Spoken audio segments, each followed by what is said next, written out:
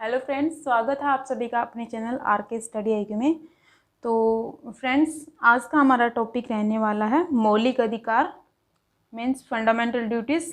तो fundamental duties के बारे में बात करेंगे कि जो है मौलिक अधिकार है जो हमारे, इनका जो गठन किसने किया था, किसकी सिफारिश पर जो मौलिक अधिकारों का गठन किया गया था, कब इसको शामिल किया गया था और मौलिक अधिकारों के भाग कौन सा और कौन सा आर्टिकल है, तो इसके बारे में हम डिटेल से बात करेंगे एक एक करके। तो सबसे पहले हम जान लेते हैं कि मौलिक अधिकारों की जो मांग किसने की थी और इसका जो मौलिक अधिकार का गठन किस समिति ने किया था। तो संविधान निर्माण हुआ था। तो संविधान निर्माण के समय जो संविधान सभा थी, तो उसके द्वारा जो मूल अधिकार के संबंधित और जो संविधान सभा थी, तो उसमें एक एडवाइस दी गई किसके द्वारा, वल्लभ भाई पटेल के द्वारा। एडवाइस दी गई किसके द्वारा, वल्लभ भाई पटेल। तो इन्होंने ही जो मौलिक अधिकारों की सबसे पहले मांग की थी। तो इनकी अध्यक्षता में एक परामर्श समिति का गठन किया गया था वल्लभ भाई पटेल की। तो इन्होंने सबसे पहले एडवाइस दिया था, परामर्श किया था और इन्होंने ही सलाह दी थी सबसे पहले कि मौलिक अधिकार होना चाहिए। तो इनकी अध्यक्षता में एक समिति का गठन हुआ था। समिति कौन सी थी, परामर्श समिति।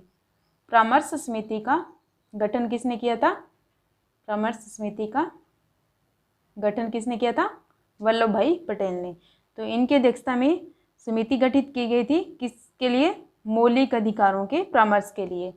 तो मौलिक अधिकारों के परामर्श के लिए यह समिति बनाई गई थी, परंतु एक उप समिति भी थी मौलिक अधिकारों के लिए, उप समिति के अध्यक्ष कौन थे, उप समिति के अध्यक्ष थे जे.बी.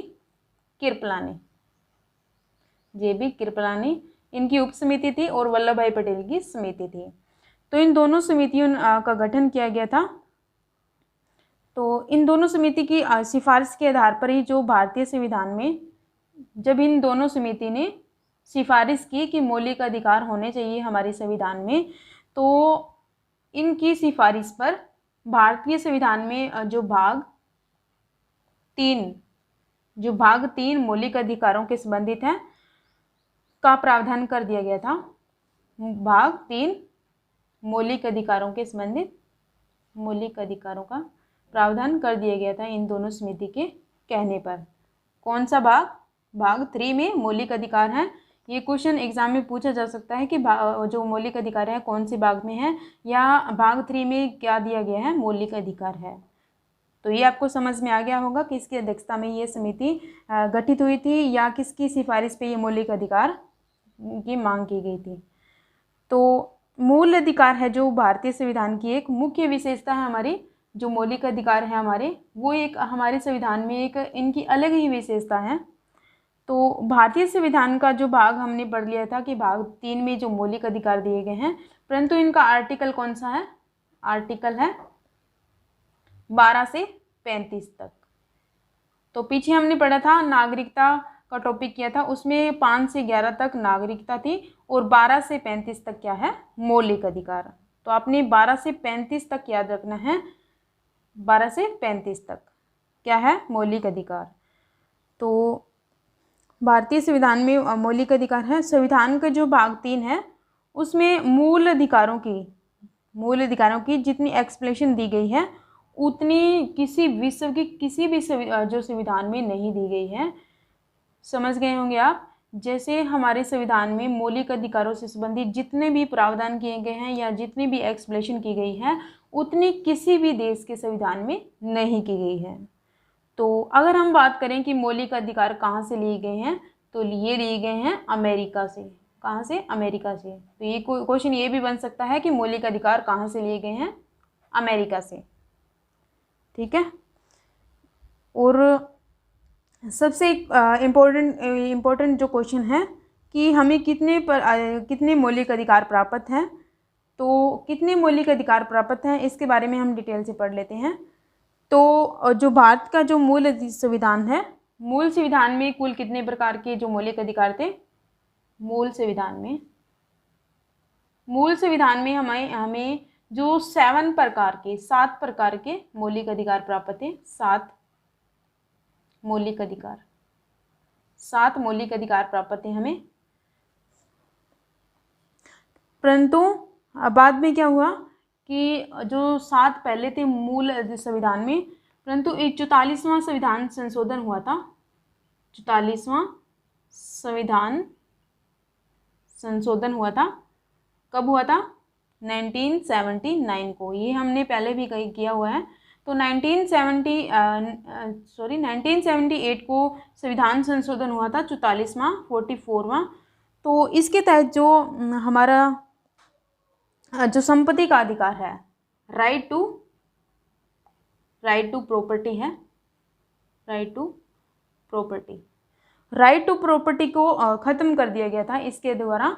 44वां संविधान संशोधन 1978 के द्वारा राइट टू प्रॉपर्टी जो था उसको ख़त्म कर दिया गया था या निरस्त कर दिया गया था संपत्ति के अधिकार को। तो संपत्ति का अधिकार है जो मूल अधिकार के अनुच्छेद भी कौन से में आता है? संपत्ति का अधिकार कौन से आर्टिकल में आता है? आर्टिकल 19(1) के तहत, आर्टिकल 19(1) 6 और आर्टिकल 31। तो ये दोनों ही आर्टिकल खत्म कर दिए गए हैं, निरस्त कर दिए गए हैं जो अभी मौलिक अधिकारों में से। तो राइट टू प्रॉपर्टी को अब क्या बना दिया गया है? एक लीगल राइट बना दिया गया है राइट टू प्रॉपर्टी को। ये हमारा अब मौलिक अधिकार नहीं है, एक कानूनी अधिकार है। राइट टू प्रॉपर्टी अब क्या है? लीगल राइट है, लीगल राइट। तो ये हमने जान लिया है कि इसमें आर्टिकल राइट टू प्रॉपर्टी है, आर्टिकल 19(1) 6 और आर्टिकल 31 है। इसमें से तो ख़त्म कर दिया गया था, परंतु लीगल राइट है वो किस में शामिल कर दिए गए हैं? आर्टिकल 300A, आर्टिकल 300A में शामिल कर दिया गया है लीगल राइट या प्रॉपर्टी राइट को। 300A में शामिल किया गया है किसको? प्रॉपर्टी को।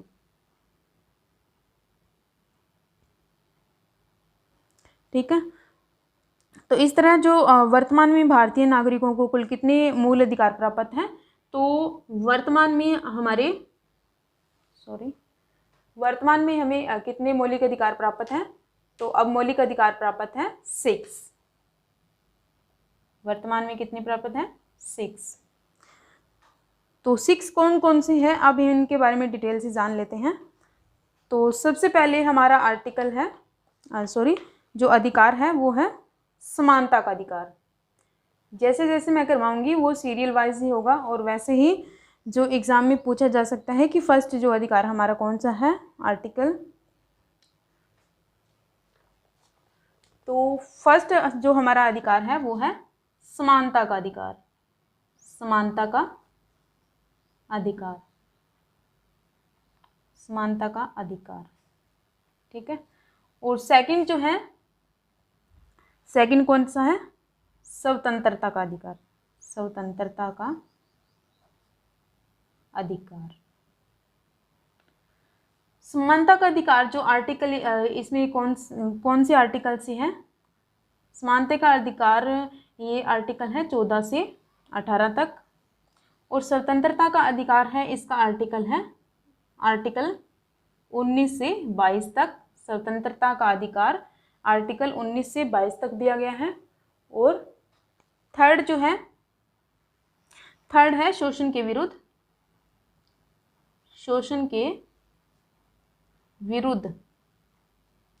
शोषण के विरुद्ध अधिकार।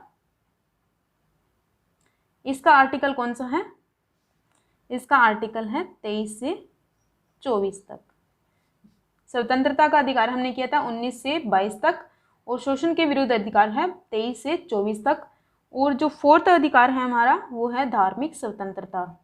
कौन सी है? धार्मिक स्वतंत्रता, स्वतंत्रता। तो इसका आर्टिकल कौन सा है?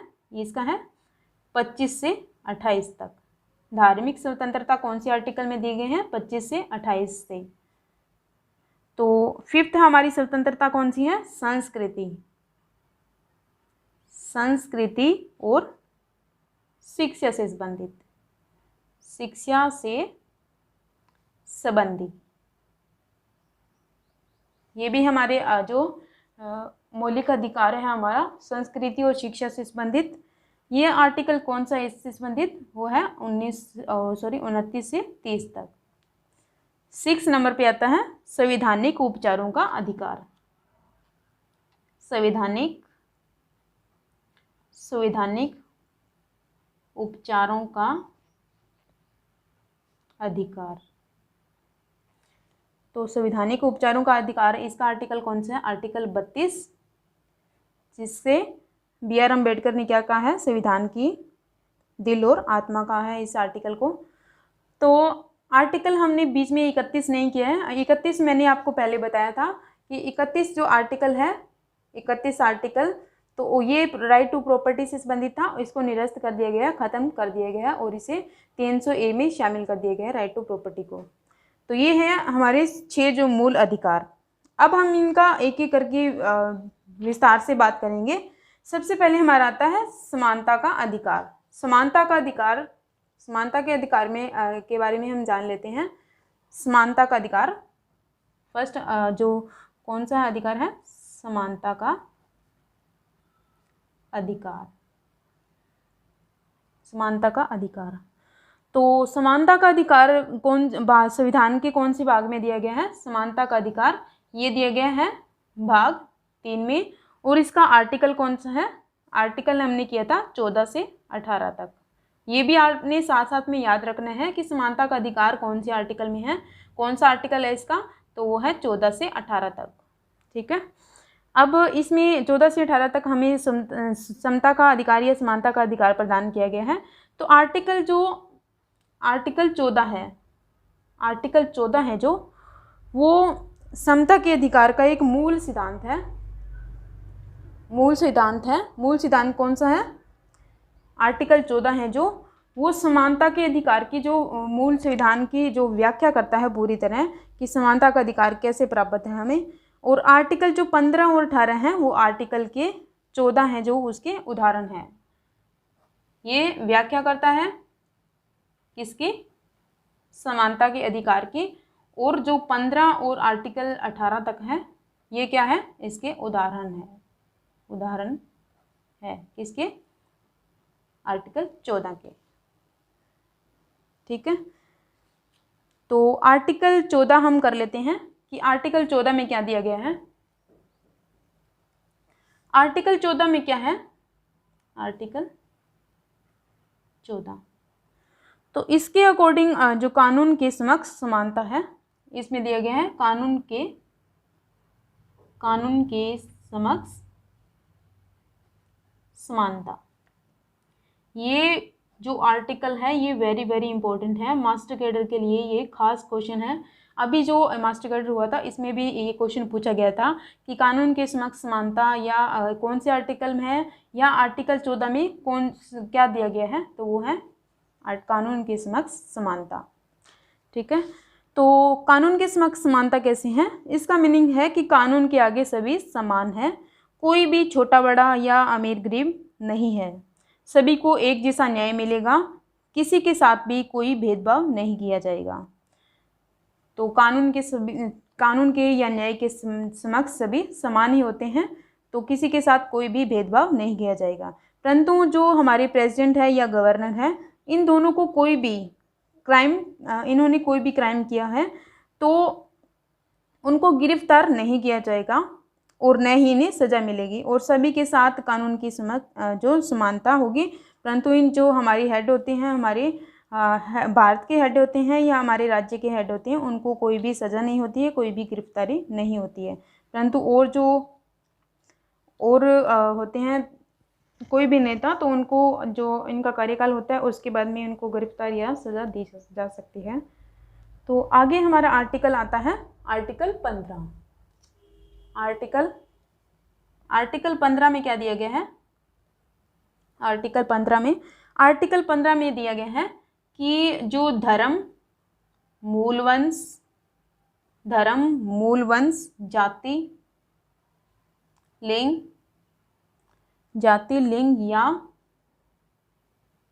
जन्म स्थान के आधार पर कोई भी भेदभाव नहीं किया जाएगा। जन्म स्थान के आधार पर कोई भी भेदभाव नहीं किया जाएगा, नहीं किया जाएगा। जो है ये 5 प्रकार दिए गए हैं। कौन कौन से? धर्म से संबंधित भेदभाव नहीं किया जाएगा। कोई भी व्यक्ति है वो अपनी मर्जी से धर्म अपना सकता है। मूलवंश, कोई भी कि कहाँ का वो व्यक्ति है उसके संबंधित। जाति से संबंधित हम कास्ट से संबंधित हम कोई भी भेदभाव नहीं करेंगे कि ये ऊंची कास्ट का है या नीची कास्ट का है। लेकिन ये हम इसमें ये भी भेदभाव नहीं करेंगे या लड़का है या लड़की है, ये सभी समान है। तो जन्म स्थान के आधार पर कि इनका जन्म उस राज्य में हुआ है, इसका जन्म इस राज्य में हुआ है, इसके आधार पर ही हम कोई भेदभाव नहीं करेंगे। तो ये आर्टिकल है भेदभाव से संबंधित। तो आपके एग्जाम में आता है कि भेदभाव से संबंधित कौन सा आर्टिकल है, तो वो है आर्टिकल 15। ठीक है, आपको समझ में आ रहा होगा, मैं आस करती हूँ ये कि। अब हम बात करेंगे आर्टिकल 16 की। आर्टिकल 16 में क्या दिया गया है? आर्टिकल 16 में दिया गया है अवसर की समानता। अवसर की समानता। अवसर की समानता मीन्स अपॉर्चुनिटी।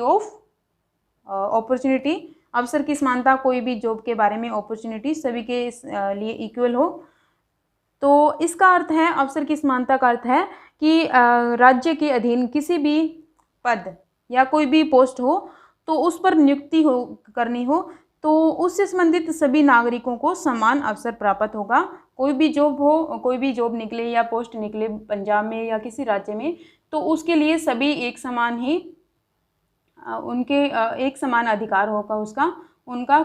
ये नहीं कि जो बड़े लोग हैं या अमीर लोग हैं वही जो जॉब प्राप्त कर सकेंगे, नहीं। कोई भी गरीब व्यक्ति है या कोई मिडिल क्लास का है, सभी को अपॉर्चुनिटी है कि वो अवसर जॉब प्राप्त कर सके। तो ये आर्टिकल 16 में दिया गया है। तो ये जो है केवल नियुक्ति के मामले में ही नहीं, जो आर्टिकल ये अवसर की समानता है ये नियुक्ति के संबंधित ही नहीं है कि बल्कि ये प्रमोशन करना हो या किसी की सैलरी देनी हो या हॉलीडे हो, पेंशन आदि सभी के लिए लागू होता है आर्टिकल 16। अवसर की समानता सभी के लिए एक जैसे है। तो इसमें यह भी शामिल किया गया है कि किसी भी व्यक्ति को इस आधार पर अयोग्य नहीं माना जाएगा कि वह किसी राज्य का है। जैसे इस आधार पर अयोग्य नहीं समझा जाएगा कि हम पंजाब के हैं तो राजस्थान में हम एग्ज़ाम नहीं दे सकते कि हमारे लिए राजस्थान में पोस्ट नहीं है। और सभी जगह पे हम जहाँ पे निवास नहीं कर रहे होते हैं वहीं पे हमें जहाँ जॉब निकली है तो वहाँ से हम जॉब प्राप्त कर सकते हैं। सभी के लिए इक्वल अपॉर्चुनिटी है। तो ये था अवसर की समानता।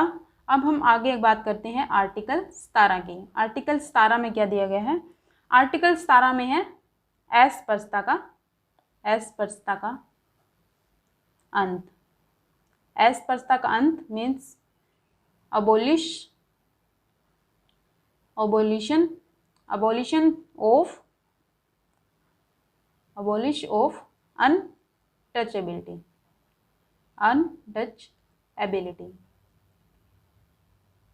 ठीक है, तो आर्टिकल जो 17 में है वो राइट टू इक्वल की एक विशेष एग्जाम्पल है, राइट टू इक्वल समानता का अधिकार की। तो यह संविधान की जो सामाजिक समानता है, जो समानता को शामिल करता है आर्टिकल 17। आर्टिकल 17 किसको शामिल करता है? सामाजिक समानता को।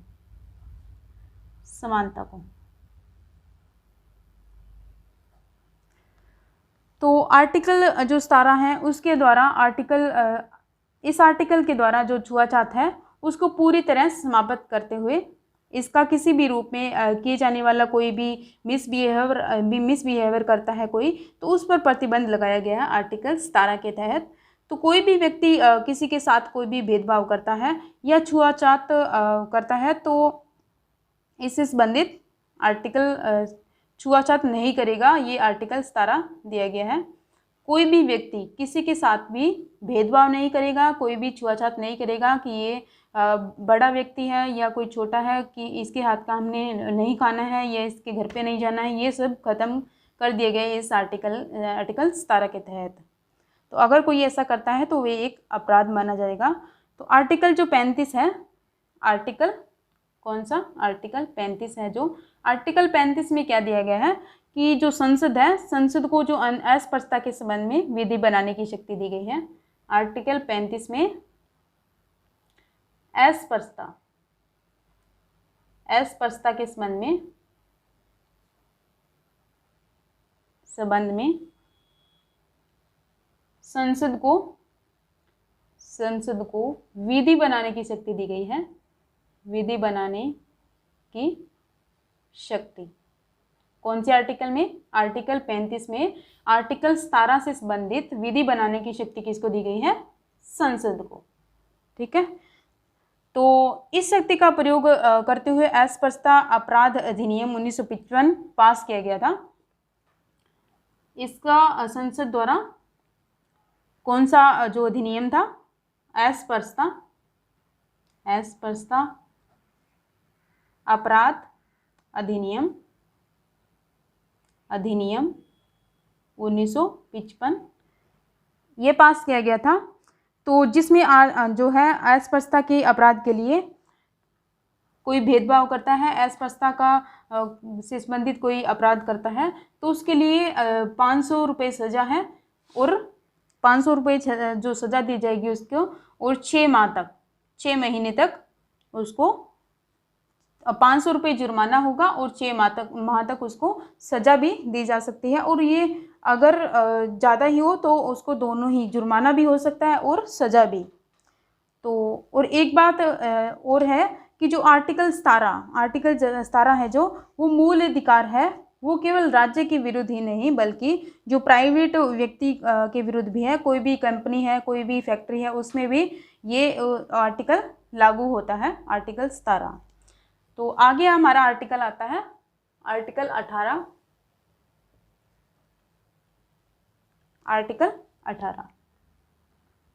आर्टिकल 18 में क्या दिया गया है, इसमें दिया गया है उपाधियों का अंत।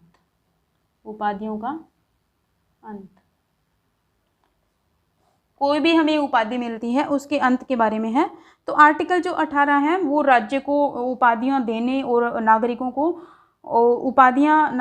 उपाधियां प्राप्त करने से रोकता है। कौन सा आर्टिकल, आर्टिकल 18, उपाधियों का अंत।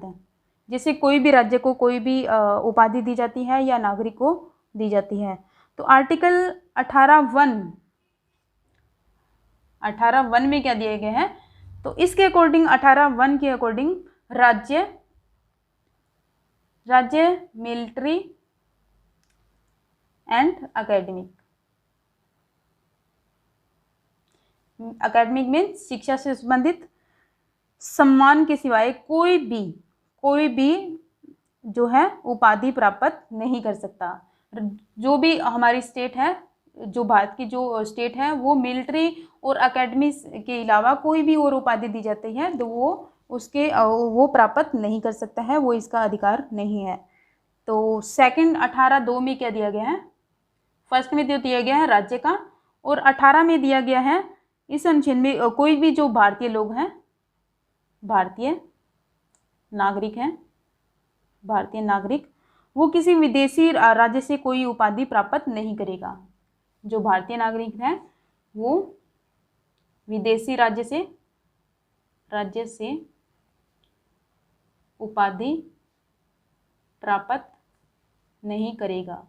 जैसे मैं एग्जाम्पल दे देती हूँ, एक उपाधि कौन सी होती है, उपाधि होती है जैसे महात्मा गांधी को दी थी केसर हिंद की उपाधि, या फिर लाला लाजपत राय को दी थी जो कौन सी दी थी, पंजाब केसरी। ऐसी उपाधि होती है जो नाम के साथ में लगती है। ये उपाधि जो इसका अंत कर दिया गया है।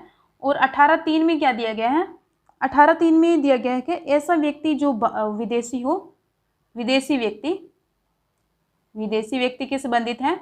तो विदेशी व्यक्ति है जो भारत में कोई लाभ या विश्वास का पद धारण किए हुए हैं, तो ऐसा व्यक्ति है वो किसी विदेशी राज्य से कोई उपाधि लेनी हो तो वो राष्ट्रपति की सहमति से ही प्राप्त करेगा। विदेशी व्यक्ति विदेशी राज्य से उपाधि राष्ट्रपति की सहमति, राष्ट्रपति की सहमति से ही प्राप्त करेगा। तो इस आर्टिकल 3 में दिया गया है ये। और एक तो ये हमने पढ़ लिया कि 18(1) में दिया गया है राज्य, मिलिट्री और एकेडमी के अलावा कोई उपाधि धारण नहीं करेगा। और 18(2) में दिया गया कि भारतीय नागरिक जो विदेशी राज्य से कोई उपाधि धारण नहीं करेगा। और 18(3) में दिया गया कि वो जो विदेशी व्यक्ति हैं और वो भारत में रह रहा है, तो विदेशी राज्य से वो जो उपाधि प्राप्त करनी हो तो उसे राष्ट्रपति की सहमति प्राप्त करना होगा पहले, फिर ही वो विदेश से कोई उपाधि धारण कर सकता है। तो उपाधि से संबंधित एक जो केस आया था, केस से संबंधित केस जान लेते हैं कौन सा था। तो केस था क्या नाम था उसका, बालाजी राघवन बनाम भारत संघ। बालाजी राघवन बनाम भारत संघ। तो ये केस आया था, कब आया था, 1996 को। तो इस केस में क्या कहा गया, इस केस में सुप्रीम कोर्ट ने कहा था, सुप्रीम कोर्ट ने कहा गया था कि भारत रत्न, सुप्रीम कोर्ट के द्वारा कहा गया था कि जो भारत रत्न है, भारत रत्न और जो पद्मश्री है, पद्म विभूषण और कौन सी है, पद्मश्री, ये जो अलंकरण है, तो ये आर्टिकल 18 के उपाधि के शब्द के अंतर्गत नहीं आते हैं। ये कोई उपाधि नहीं है, कोई नाम नहीं है। भारत रत्न, पद्म विभूषण, पद्मश्री, तो इनका प्रयोग अलंकृत व्यक्तियों के नाम के आगे या पीछे नहीं किया जाता। तो इनको जो है भारत रत्न, पद्म विभूषण और पद्मश्री व्यक्तियों को दिया जा सकता है। तो ये था आर्टिकल 18 के अंडर। तो हमने जो आर्टिकल 18 तक कंप्लीट कर लिया है। जो पहला कौन सा आर्टिकल था, समानता का अधिकार, 14 से लेकर 18 तक। तो फर्स्ट जो हमारा पॉइंट खत्म होता है, फर्स्ट अधिकार है जो। अब सेकंड करते हैं। सेकंड अधिकार है हमारा स्वतंत्रता का अधिकार, स्वतंत्रता का अधिकार। इसके बारे में हम जान लेते हैं कि कौन कौन से अधिकार हैं हमारे। तो स्वतंत्रता का अधिकार कौन से आर्टिकल में है, ये है 19 से 22 तक। 19 से 22 तक हमारी स्वतंत्रता के अधिकार से संबंधित दिया गया है। तो स्वतंत्रता का जो अधिकार है संविधान के कौन से भाग में है, ये हमने पढ़ लिया है, भाग 3 में दिया गया है। और आर्टिकल कौन सा है, 19 से 22 तक है। तो आर्टिकल 19 जो है, इसमें कुल हमारी जो 6 स्वतंत्रताएं प्राप्त है। कितनी है, आर्टिकल 19 में 6 प्रकार की स्वतंत्रताएं हैं, 6 प्रकार की स्वतंत्रताएं, 6 प्रकार की स्वतंत्रता है आर्टिकल 19 में। और आर्टिकल जो 20 है, आर्टिकल 20 में क्या दिया गया है, आर्टिकल 20 में, आर्टिकल 20 जो है दोष सिद्धि के संबंध में है, अपराधों के दोष सिद्धि के संबंध में, दोष सिद्धि के संबंध में आर्टिकल 20 दिया गया है। आर्टिकल 21 में क्या दिया गया है, आर्टिकल 21 में दिया गया है प्राण एवं दैहिक स्वतंत्रता या जीवन जीने का अधिकार, दैहिक स्वतंत्रता। ठीक है। और आर्टिकल, पहले हम आर्टिकल ही देख लेते हैं। आर्टिकल 22 में क्या दिया गया है, आर्टिकल 22 में है गिरफ्तारी से संबंधित, गिरफ्तारी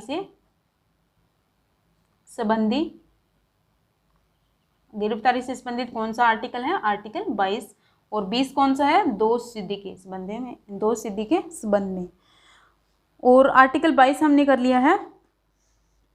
तो ये सभी जो स्वतंत्रताएं हैं वो मूल अधिकारों के जो आधार स्तंभ है हमारे। तो हमने आर्टिकल 19 से 22 तक कर लिए हैं। 19 से 22 तक हमारी स्वतंत्रताओं का अधिकार है। तो 19 में आर्टिकल में क्या है, 6 प्रकार की स्वतंत्रता दी गई है। हम एक एक करके करेंगे। आर्टिकल 20 में दोष सिद्धि के संबंध में है। आर्टिकल 21 जो प्राण एवं दैहिक की स्वतंत्रता या जीवन जीने का अधिकार से संबंधित है। आर्टिकल 22 गिरफ्तारी से संबंधित है। ठीक है। तो अनुच्छेद है जो 19(1) में जो 6 प्रकार की स्वतंत्रताएं दी गई है, 6 प्रकार की जो स्वतंत्रताएं हैं, जो फ्रीडम है, तो इसके बारे में हम एक एक करके पहले जान लेते हैं 19(1) के तहत। तो 19(1) के अंदर सबसे पहले पॉइंट आता है, सबसे पहले जो स्वतंत्रताएं हैं वो है वाक एवं दैहिक अभिव्यक्ति की स्वतंत्रता, वाक एवं अभिव्यक्ति की स्वतंत्रता, तो जिसे इंग्लिश में कहते हैं फ्रीडम ऑफ स्पीच। वाक मीन्स स्पीच मीन्स बोलना, वाक एंड एक्सप्रेशन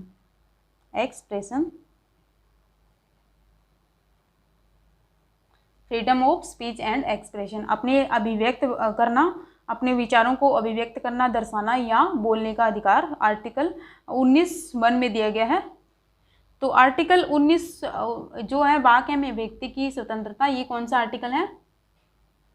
आर्टिकल है इसका 19(1) में, या हम इसको कै भी लिख सकते हैं, हिंदी में लिखना हो तो ये है वाक एवं अभिव्यक्ति की स्वतंत्रता आर्टिकल 19(1) में। तो इसके अंदर जो भारत के जो सभी नागरिक हैं उनको बोलने और अपने जो विचार प्रकट करने की स्वतंत्रता दी गई है। तो अभिव्यक्ति की जो अर्थ क्या होता है, अभिव्यक्ति शब्द जो दिया गया है इसमें, अभिव्यक्ति का जो अर्थ है कि अपने विचारों को व्यक्त करना, कि जितने भी जो साधन हैं उसके अंतर्गत आते हैं अभिव्यक्ति शब्द। अभिव्यक्ति शब्द के जिसके जैसे वाक एवं अभिव्यक्ति की स्वतंत्रता के अधीन कुछ मूल अधिकार भी प्रदान किए गए हैं। हम इसको देख लेते हैं कि वाक एवं व्यक्ति बोलने का अधिकार या अभिव्यक्त करने का अधिकार, हमें कौन कौन सी स्वतंत्रताएं हैं, कौन से मूल अधिकार हैं। सबसे पहले पॉइंट आता है हमारे एग्ज़ाम में, हर एग्ज़ाम, कोई भी मास्टर कटर हो या कोई भी एग्ज़ाम हो, तो इसमें ये जो मैं करवा रही हूँ आपको मौलिक अधिकार कौन कौन से हैं, तो ये पूछ लिए जाते हैं कि कौन सी आर्टिकल में है, 21 में है या 19 में है या 20 में है। तो ये इससे संबंधित हम कर लेते हैं। पहला तो है प्रेस की स्वतंत्रता या न्यूज़पेपर या मीडिया से संबंधित, न्यूज़पेपर या मीडिया की स्वतंत्रता, प्रेस की स्वतंत्रता इसका अर्थ है। तो ये हमें स्वतंत्रता है, कोई भी मीडिया वाला है तो उसको कोई भी रोक नहीं सकता। सेकंड पॉइंट आता है राष्ट्रीय ध्वज फहराने का अधिकार। सेकंड पॉइंट कौन सा है? राष्ट्रीय ध्वज फहराने का अधिकार, ये आर्टिकल 19(1) के अधीन ही आता है अधिकार। थर्ड जो पॉइंट है विज्ञापन की स्वतंत्रता, विज्ञापन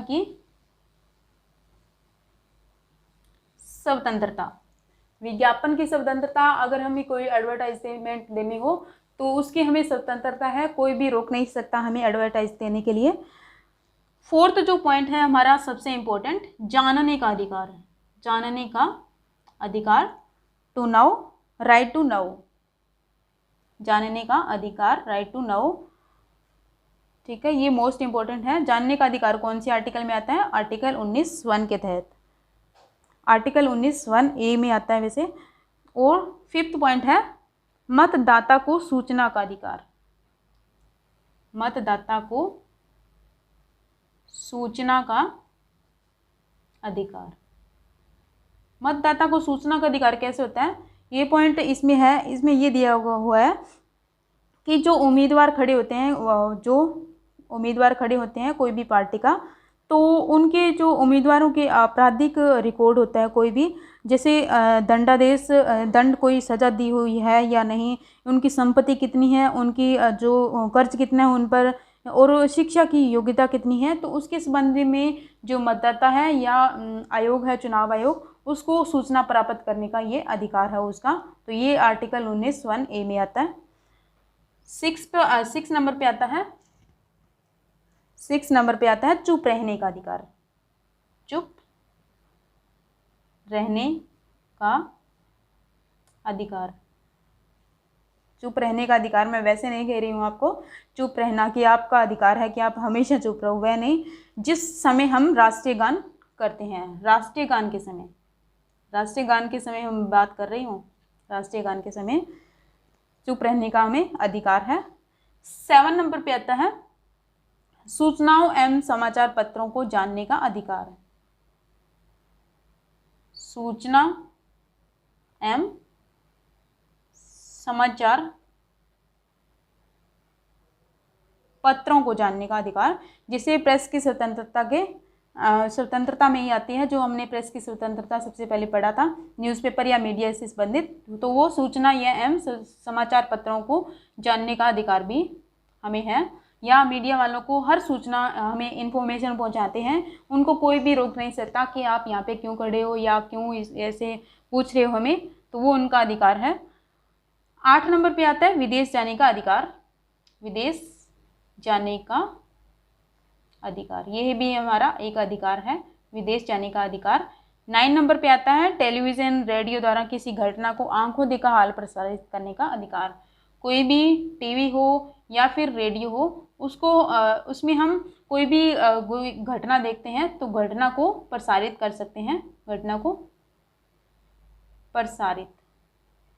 को प्रसारित करने का अधिकार भी हमें प्राप्त है। 10 नंबर पे आता है प्रदर्शन और धरना करना, प्रदर्शन या धरना।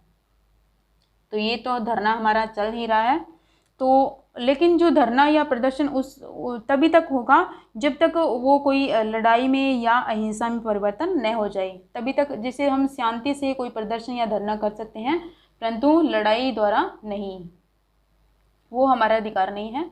तो 11 नंबर पे आता है हड़ताल करने का अधिकार। हड़ताल करने का अधिकार, तो हड़ताल करने का भी अधिकार हमें है, परंतु किस तरह? शांति से हम हड़ताल कर सकते हैं, परंतु अहिंसक रूप से नहीं। ठीक है, तो जो हड़ताल करने का अधिकार है वो, तो उस पे राज्य के द्वारा उस पर प्रतिबंध भी लगाया जा सकता है, रोक पे लगाए जा सकते हैं। क्यों? क्योंकि जो राज्य है, राज्य की सुरक्षा के लिए, लोक व्यवस्था बनाए रखने के लिए, या फिर मानहानि या कोई भी किसी तरह का नुकसान न हो, उसके लिए हड़ताल करने का जो अधिकार है वो छीन लिया जा सकता है राज्य के द्वारा। राज्य केवल इन्हीं के लिए प्रतिबंध लगा सकता है, किसी अन्य के आधार पर नहीं, कि राज्य की सुरक्षा के लिए, लोकहित के लिए, या में कोई नुकसान हो रहा है तो उसके लिए उस हड़ताल को प्रतिबंध लगा सकता है। तो ये था 19(1) के अंदर, 19(1)(a) के अंदर जो हमारी जो अधिकार है हमें। तो अब हम करेंगे सेकंड पॉइंट। सेकंड पॉइंट हमारा है सभा एवं सम्मेलन की स्वतंत्रता। सभा एवं सम्मेलन की स्वतंत्रता। सभा एवं सम्मेलन की स्वतंत्रता इंग्लिश में क्या कहते हैं इसे? Freedom of meeting and assembly. Meeting and assembly. तो सभा एवं सम्मेलन करने का भी अधिकार हमारा एक अधिकार है। तो इसके संबंधित हम जान लेते हैं कि कैसे है। तो आर्टिकल 19 सभा एवं सम्मेलन करने का अधिकार कौन से आर्टिकल में है? आर्टिकल 19(1)(2) में। आर्टिकल 19(1)(2) में दिया गया है सभा एवं सम्मेलन करने का अधिकार या स्वतंत्रता। तो भारत के जो सभी नागरिक हैं को ये जो स्वतंत्रता प्रदान की गई है सभा एवं सम्मेलन करने की, तो वो अपने विचारों को प्रचार प्रसार करने के लिए शांतिपूर्ण सम्मेलन कर सकते हैं, शांति से सम्मेलन कर सकते हैं, सभा कर सकते हैं। तो इसमें सम्मेलन बुलाने, सभा करने और जुलूस निकालने का अधिकार भी शामिल है। कोई भी व्यक्ति है वो आराम से शांतिपूर्वक सभा या सम्मेलन कर सकता है, ये उनका अधिकार है। कौन से आर्टिकल में है? 19(1)(2) में। 3rd नंबर पे आता है संगठन या संघ बनाने की स्वतंत्रता। संगठन या संघ बनाने की स्वतंत्रता। ये कौन से आर्टिकल में दिए गए हैं? तो एसोसिएशन, जिसे संगठन को ऑर्गेनाइजेशन कहते हैं और संघ को कहते हैं एसोसिएशन वगैरह, तो ये आर्टिकल में आता है। आर्टिकल, इसका आर्टिकल है 19(1)(3). 19(1)(3) दिया गया है इसका आर्टिकल। तो इसके द्वारा जो नागरिक हैं उनको संघ बनाने या संगठन बनाने या संघ बनाने की स्वतंत्रता प्रदान की गई है आर्टिकल 19(1)(3) के अंदर। तो ये एक महत्वपूर्ण अधिकार है हमारा, क्योंकि यह संसदीय लोकतंत्र का एक आधार भी है। इसके तहत ही जो राजनीतिक दल है, कोई भी पार्टी है या मजदूर संघ बनाना हो या कोई कंपनी हो, कंपनी सोसाइटी आदि का गठन करना हो, तो इस आर्टिकल के तहत ही हम कर सकते हैं। किंतु संगठन बनाने या न बनाने, उसको चालू रखने या न रखने, उसमें शामिल होने या न होने, ये हमारा अधिकार है। हम उसमें शामिल, संगठन में शामिल हो भी सकते हैं या नहीं भी हो सकते हैं। जैसे भारत के कई मीटिंग में शामिल होता है और कई जो ऑर्गेनाइजेशन में शामिल होता है और कई में नहीं होता, और ये हमारा अधिकार है कि हम शामिल हो या न हो। ठीक है, तो ये है 4th पॉइंट हमारा है घूमने की स्वतंत्रता। 4th पॉइंट हमारा कौन सा है? घूमने की स्वतंत्रता। ठीक है, तो घूमने की स्वतंत्रता है जो आर्टिकल कौन सा है इसका आर्टिकल है 19(1)(4). जैसे जैसे इसको सीरियल वाइज है हमारा याद रखेंगे। सबसे पहले आता है बोलने का अधिकार और बोलने की स्वतंत्रता या व्यक्त करने की स्वतंत्रता। सेकंड नंबर पे आता है, सेकंड नंबर पे हमारा कौन से जो पॉइंट आता है वो है सभा एवं सम्मेलन करने की स्वतंत्रता। बोलने का अधिकार है पहले, और सेकंड पे हम सभा कर सकते हैं या सम्मेलन कर सकते हैं। सभा सम्मेलन करके छोटा सभा बनाएंगे पहले, फिर सभा से हम करेंगे संगठन बनाएंगे बड़ा, संगठन से बनाकर हम घूमेंगे, प्रचार प्रसार करेंगे। उसका घूमने की स्वतंत्रता है आर्टिकल 19(1)(4) में।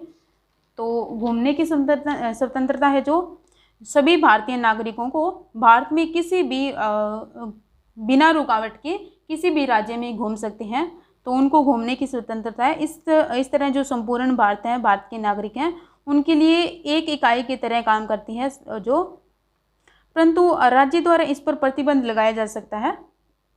जो घूमने की स्वतंत्रता है, फ्रीडम है, जो घूमने की फ्रीडम है जो हमारी, उस पर राज्य के द्वारा जो प्रतिबंध लगाया जा सकता है, रोक लगाई जा सकती है। कब लगाई जा सकती है? अगर किसी जो अनुसूचित जनजाति है उनके हितों के संरक्षण के लिए।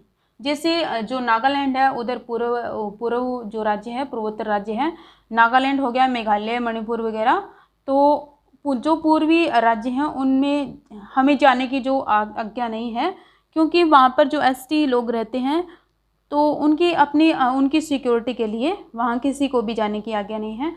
अगर किसी को जाना हो तो पहले सेंटर की परमिशन लेनी पड़ेगी, फिर ही हम वहाँ पे घूमने के लिए जा सकते हैं। 4th जो लास्ट पॉइंट है, लास्ट पॉइंट नहीं है, 5th पॉइंट है जो हमारा। 5th पॉइंट में दिया गया है निवास की स्वतंत्रता। निवास की स्वतंत्रता, निवास की स्वतंत्रता है जो आर्टिकल कौन सा है? आर्टिकल है 19(1)(5). 19(1)(5) में क्या दिया गया है? निवास की स्वतंत्रता या फ्रीडम। तो घूमने के बाद में हम कहीं पर भी निवास कर सकते हैं। भारत का कोई भी राज्य हो या कोई भी क्षेत्र हो, वहाँ पे हम जाकर निवास कर सकते हैं या बस सकते हैं। तो ये हमारी स्वतंत्रता है या फ्रीडम है। इसके लिए हमें किसी की भी कोई भी अनुमति लेने की कोई भी ज़रूरत नहीं है, कोई भी अप्रूवल लेने की कोई भी ज़रूरत नहीं है कोई भी। तो ये है निवास की स्वतंत्रता, हम अपनी मर्जी से कहीं भी रह सकते हैं। लास्ट जो पॉइंट है, उपजीविका या व्यवसाय की स्वतंत्रता। उपजीविका या फिर व्यवसाय की स्वतंत्रता। तो व्यवसाय की स्वतंत्रता आर्टिकल कौन सा है? आर्टिकल 19(1)(7). 19(1)(7) कैसे आ गया? 6 क्यों नहीं आया? क्योंकि 19(1) जो 6 या 6 हम कह सकते हैं वो निरस्त कर दिया गया था, ख़त्म कर दिया गया था। कौन सा आर्टिकल था वो? Article right to property. तो इसमें क्या आता है? तो इसमें है freedom of carry on any occupation. हम व्यवसाय की स्वतंत्रता है, हम कोई भी ऑक्यूपेशन अपना सकते हैं। भारत के सभी जो नागरिक हैं वो अपनी मर्जी से कोई भी व्यवसाय हो या कारोबार हो या फिर कोई व्यापार हो, वो अपनी मर्जी से किसी इनको पूरी तरह स्वतंत्रता है, कोई भी कारोबार अपना सकता है। तो ये था आर्टिकल 1917 में उपजीविका व्यवसाय से संबंधित स्वतंत्रता। तो हमने आर्टिकल कौन कौन से कर लिए हैं? पहला तो हमने किया था आर्टिकल स्टार्टिंग से मौलिक अधिकारों में हमने सबसे पहले 14 से आर्टिकल 14 से 18 तक किए थे। समानता का अधिकार से संबंधित, समानता का अधिकार, ये आर्टिकल किया था। और दूसरा हमने एक आर्टिकल जो कर लिया है वो है स्वतंत्रता से संबंधित, स्वतंत्रता का अधिकार। इसमें कौन सा आता है? आर्टिकल 19 हमने कर लिया है। और आर्टिकल 19 आर्टिकल जो 20 है, 20 से आगे हम जो नेक्स्ट टॉपिक में करेंगे। तो हमारा आर्टिकल 19 तक जो ख़त्म हो गए हैं, जो हमारे मौलिक अधिकार हैं। अगर आपको समझ में आता है तो प्लीज़ वीडियो को लाइक ज़रूर कीजिएगा और अपने दोस्तों को भी ज़रूर बताइएगा पेड ग्रुप के बारे में। तो thank you so much for discussion.